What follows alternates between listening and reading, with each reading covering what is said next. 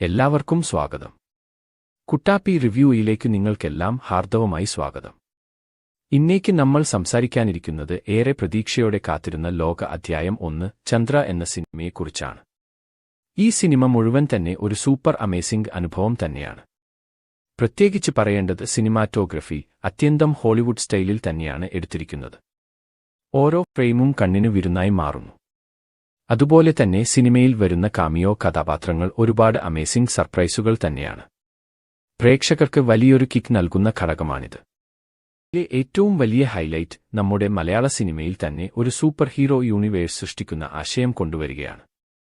അത് ശരിക്കും തന്നെ അത്ഭുതകരം. മലയാളം സിനിമാ ഇൻഡസ്ട്രിക്ക് തന്നെ ഒരു പുതിയ തലത്തിലേക്കുള്ള വളർച്ചയായാണ് ഇത് കാണാൻ കഴിയുക.